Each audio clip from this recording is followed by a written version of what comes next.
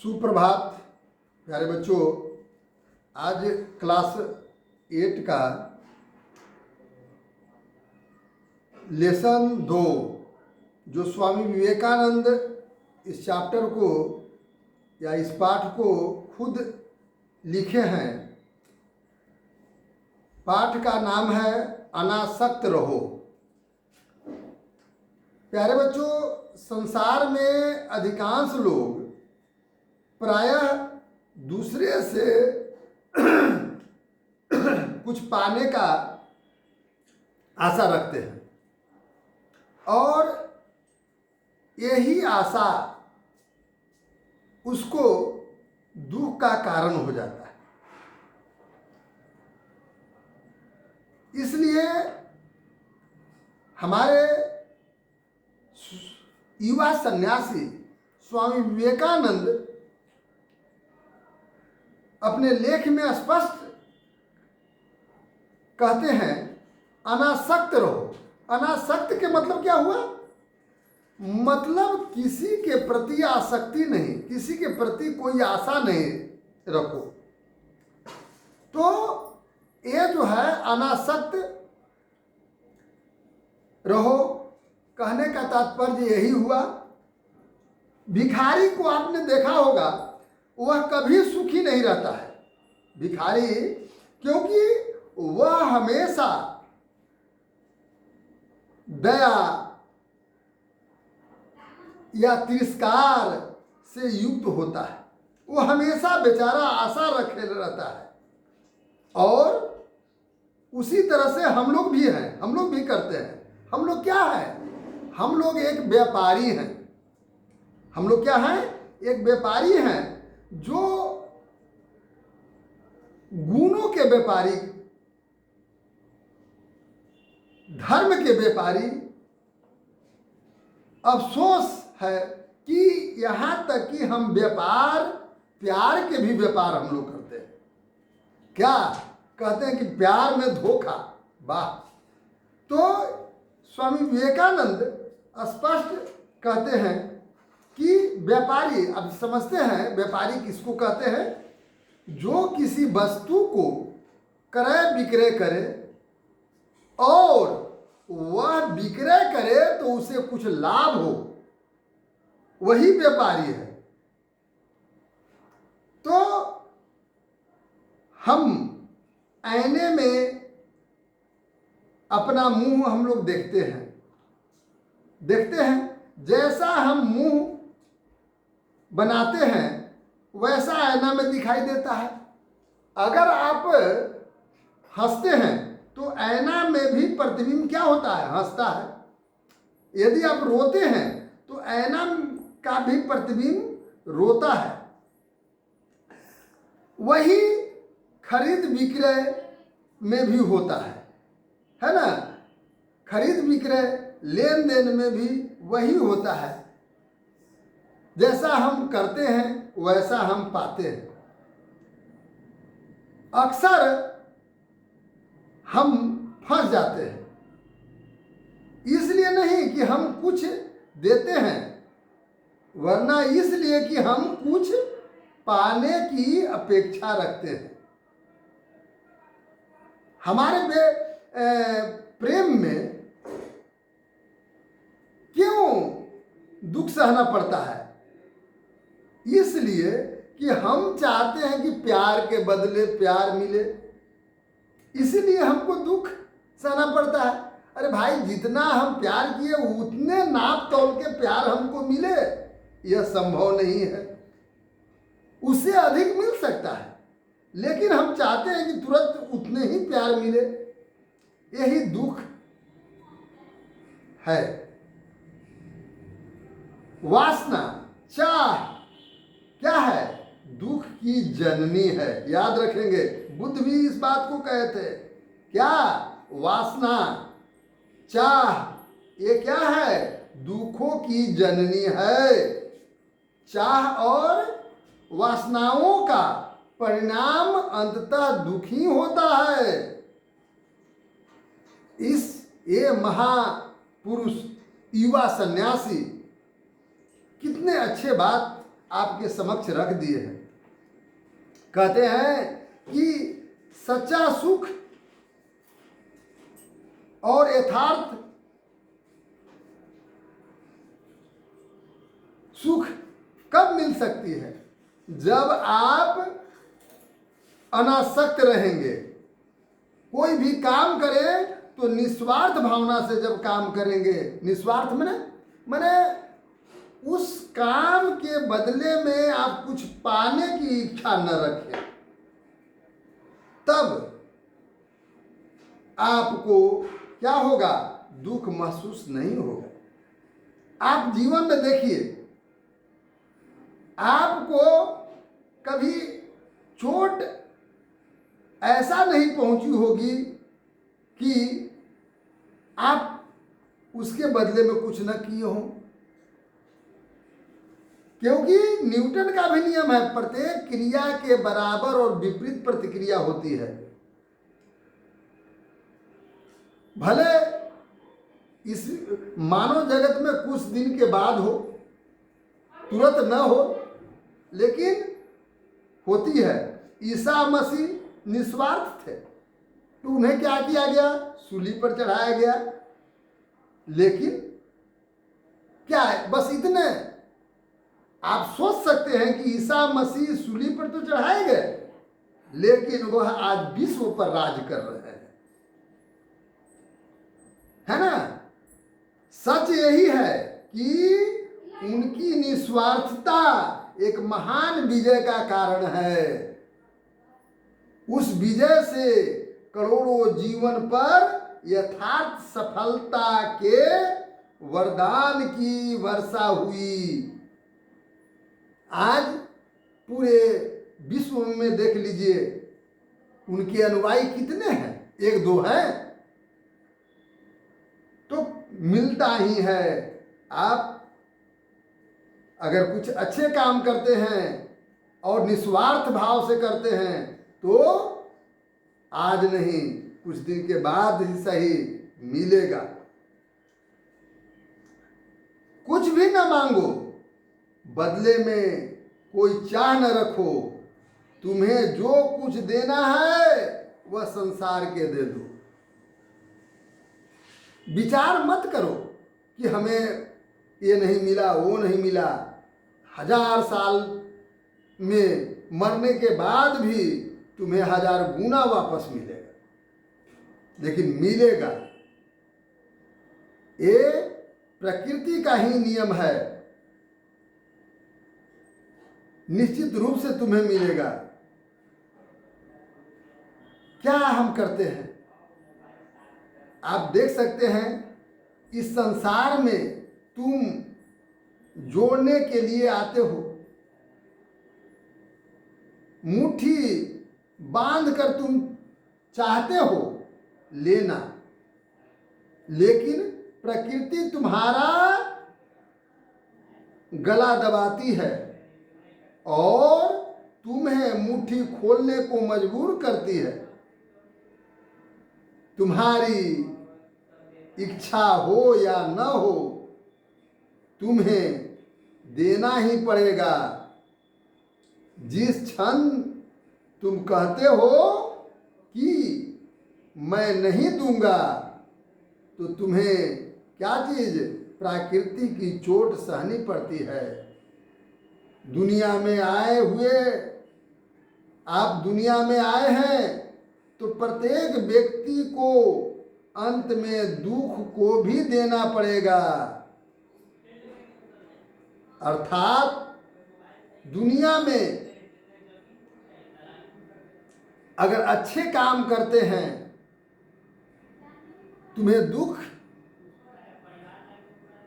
थोड़े समय के लिए भले ही सहना पड़े, लेकिन अंततः आप सुखदायी होंगे। प्रकृति के नियम के विरुद्ध आज हम लोग काम करते हैं और कहते हैं कि ऐसा हो गया, समय से वर्षा नहीं हो रही है। आज जितने गंदगियां हैं सब देख रहे हैं, गंगा जी में लोग बहा रहे हैं और कहते हैं गंगा के पानी तो अभी ये तो कलयुग आ गया। गंगा के पानी एकदम जो है अपवित्र हो गया। अरे भाई, उसका उत्तरदायित्व तो कौन है? आज पूरे मानव जगत है। जंगल साफ करते जाते हैं तो क्या होगा? उसका प्रकृति पर बुरा तो प्रभाव पड़ेगा ही। सूर्य समुद्र से पानी लेता है इसलिए कि वह वर्षा करे, बादल का निर्माण करे। तुम भी देने लेने के यही मंत्र सीखो। किस तरह से? कि बादल जब पानी देता है तो बदले में वह कुछ कामना नहीं करता है, सिर्फ देते चल जाता है। तो तुम भी बदले में कुछ मांगो मत। तुम जितना अधिक दोगे वह वापस मिलेगा, निश्चित मिलेगा। एक उदाहरण हम देते हैं। कमरे की हवा अगर खाली करते रहोगे तो उतने ही जल्दी, जितना जल्दी तुम खाली करोगे उतने जल्दी बाहरी हवा आकर करके कमरे में भर जाएगा। वह कैसा हवा? स्वच्छ ताजी ताजी हवा। लेकिन जब आप खिड़की को बंद एकदम रखते हैं तो अंदर की हवा अंदर ही रह जाएगी, वह विषैली हो जाएगी, प्रदूषित हो जाएगी। उसी तरह से नदी को देखिए, वो नदी क्या करती है? वह जा करके समुद्र में सब पानी को खाली करते चल जाती है, फिर भरती है।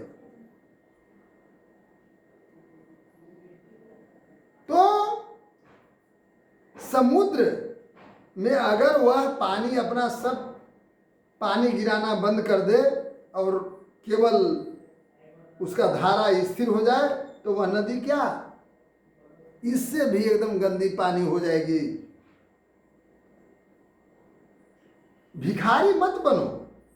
स्वामी विवेकानंद के कहना है कि भिखारी मत बनो, अनासक्त रहो।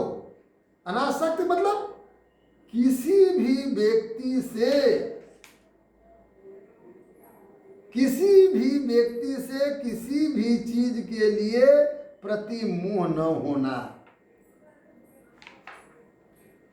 अब ये नहीं कि किसी व्यक्ति से अब किए तो हमको मिलना चाहिए, वो आसक्त हो गया।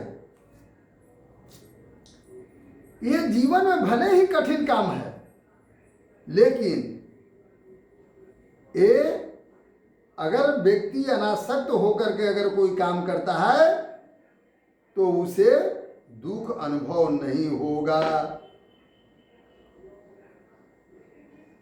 चाहे हमें अपने कार्य में सफलता मिले, फिर भी हमें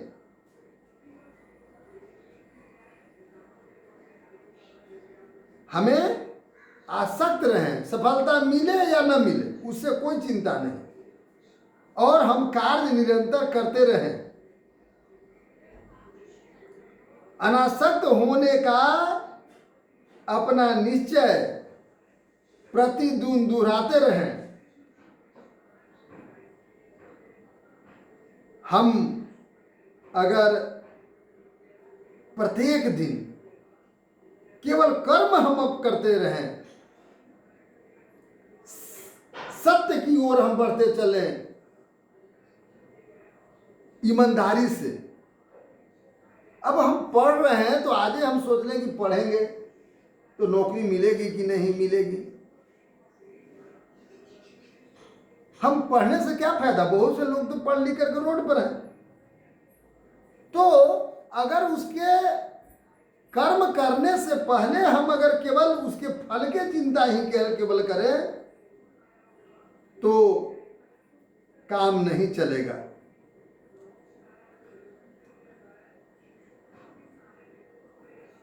केवल हम लोगों को देख करके पुराने विषयों को देख कर करके अब केवल हम सोचते रहें तो नहीं चलेगा, उसे अनुभव करें, ईमानदारी से कर्म कर करके उन्हें उसे अनुभव करें। उसमें से प्रत्येक लोगों को ऐसा थोड़ा है कि जो पढ़ लिया वह बेकार है। बेकार वही है जो मन लगा करके नहीं पढ़ा, कहीं न कहीं त्रुटि है, कहीं न कहीं वह पूरा ध्यान नहीं दिया, लगन से नहीं पढ़ा, केवल डिग्री ले लिया, उससे नहीं काम चलेगा। तुम स्वयं पढ़ो, लगन से पढ़ो और तब अनुभव करो। अपना अनुभव से जो तुम पाओगे वही सत्य है। और अपने को स्वामी मानो। स्वामी विवेकानंद कहते हैं कि अपने को तुम क्या मानो? स्वामी मानो, और अपने पर विश्वास रखो। जो ऐसे कहा भी गया है कि जो व्यक्ति अपने पर विश्वास नहीं रखता है उसे भगवान भी मदद नहीं करते हैं।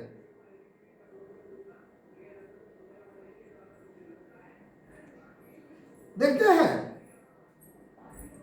बंधन में पड़ कर करके जैसे लोग तड़पता है,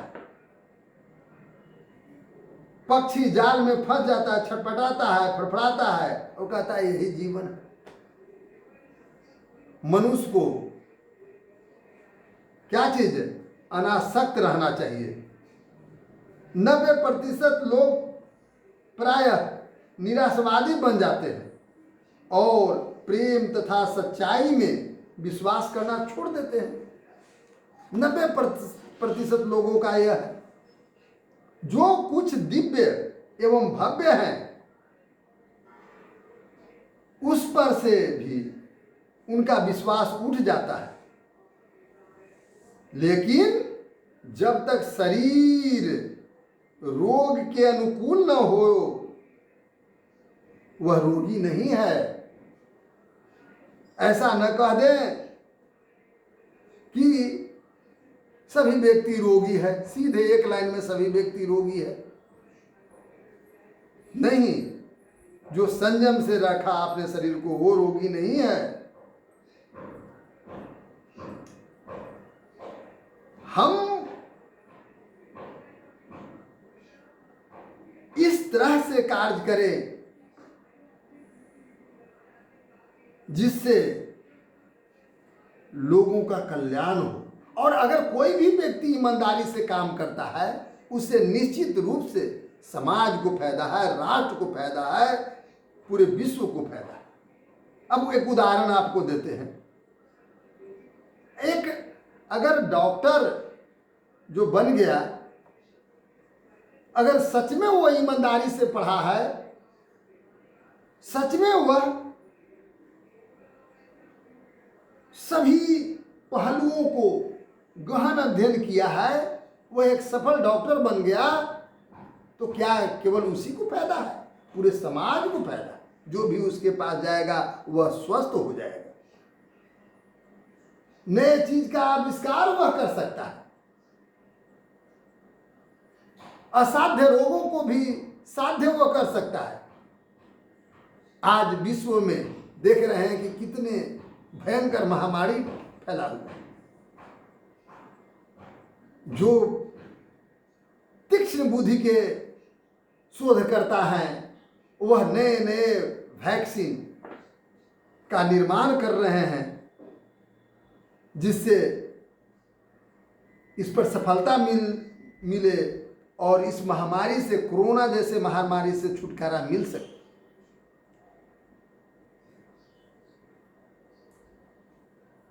तो कहा जाता है कि हमें स्वयं अपने प्रभुत्व को पहचानना होगा।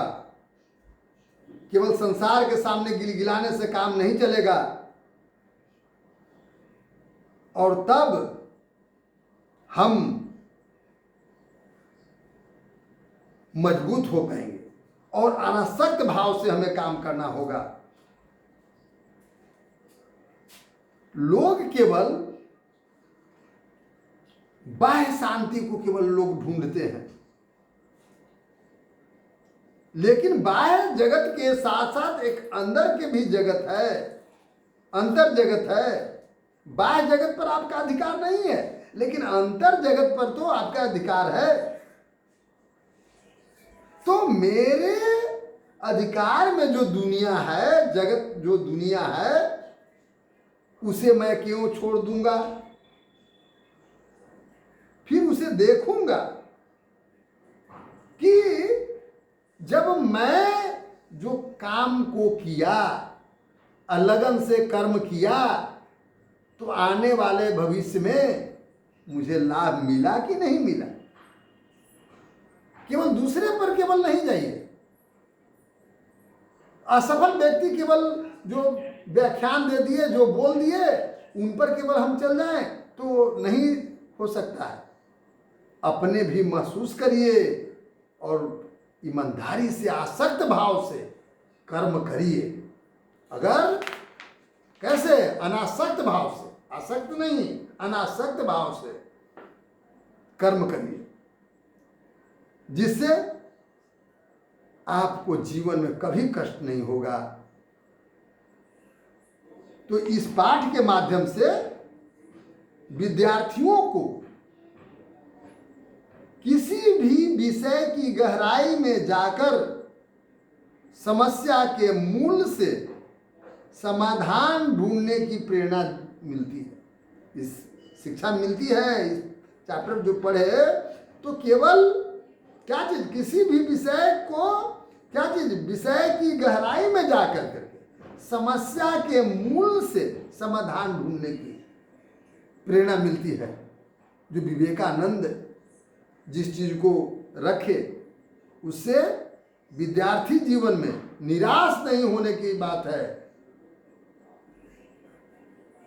हमें हमेशा समस्या से जूझने की बात है, अपना अनुभव हासिल करने की बात है।